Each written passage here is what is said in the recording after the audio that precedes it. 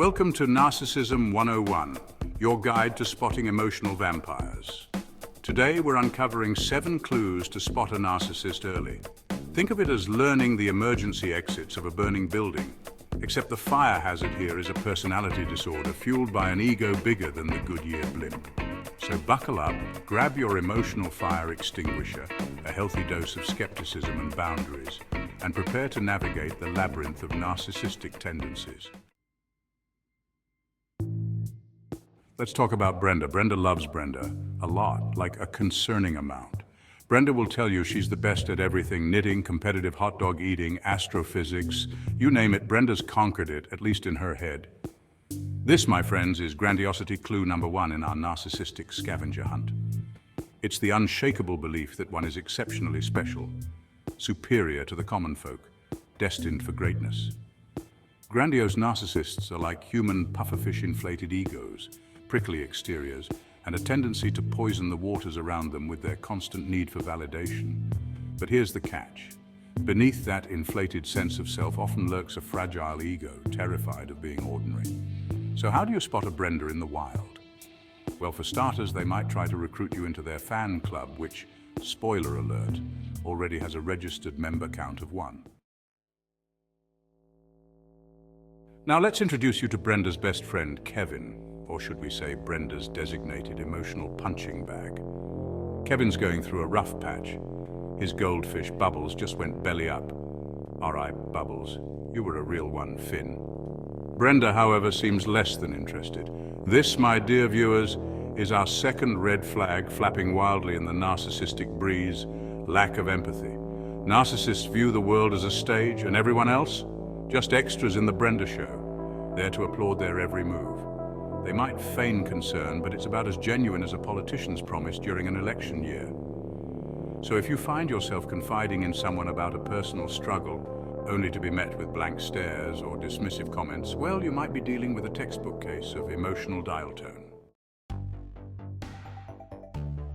Remember Brenda's award-worthy dishwasher loading technique? Of course you do, because she hasn't stopped talking about it since the dawn of time. This insatiable hunger for praise, this desperate craving for applause, is our third flashing neon sign: the need for admiration. Narcissists are like emotional vampires, but instead of blood, they crave validation. They need a constant supply of compliments, praise, and adulation to fuel their inflated sense of self-worth. This need for admiration can manifest in various ways: bragging, name-dropping, constantly comparing themselves to others, and generally making every conversation about their accomplishments. So if you're stuck with someone who treats every social interaction like a personal marketing campaign, constantly fishing for compliments, you might want to keep your emotional distance. Chapter 4. Sense of entitlement. Because the rules of reality don't apply to special snowflakes, let's set the scene. Brenda and Kevin are waiting in line for the latest superhero movie. The line is long, the air conditioning is struggling, and everyone's getting hangry. Suddenly, Brenda decides she's had enough of this peasant experience. She marches to the front, cuts the line, and demands to be let in immediately. This, my friends, is our 4th clue rearing its entitled head. The unshakable belief that one is deserving of special treatment regardless of, well, reality.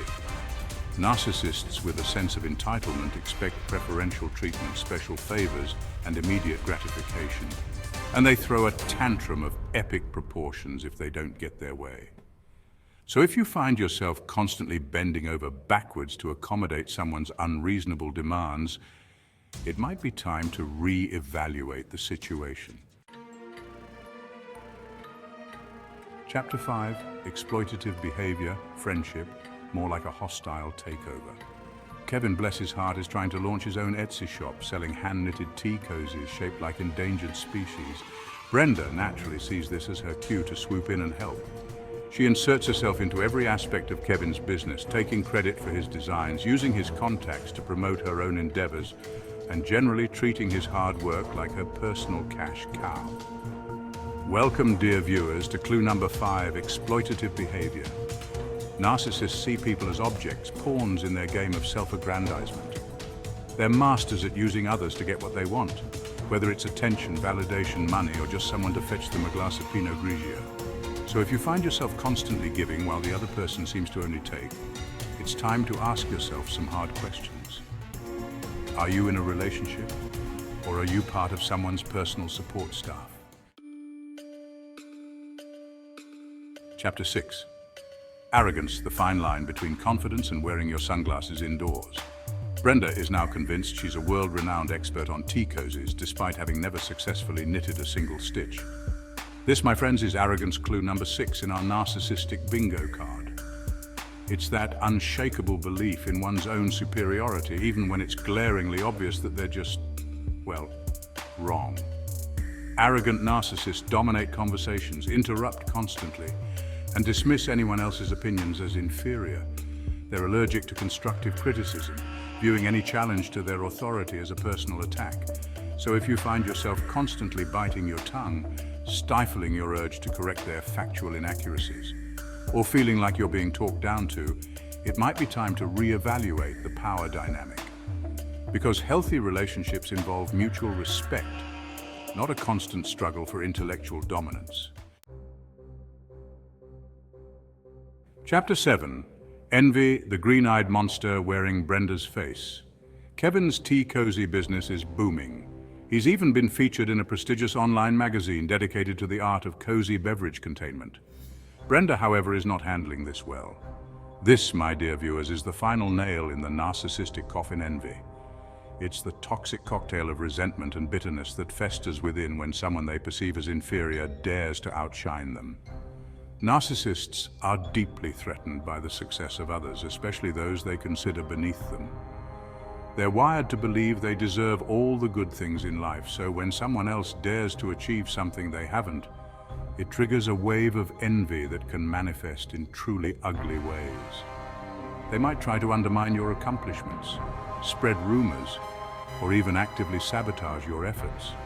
They'll minimize your achievements, claiming it was luck, connections, or some other external factor that led to your success.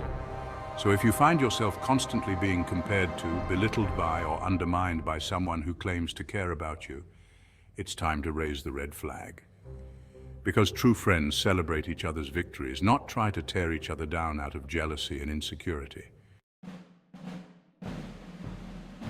Congratulations, you can now spot a narcissist from a mile away, and there you have it, folks. 7 clues to spot a narcissist early. Remember, these are just red flags, not a diagnosis.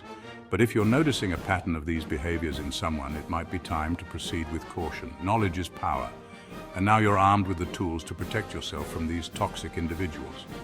Don't forget to like, subscribe, and hit that notification bell for more deep dives into the human psyche.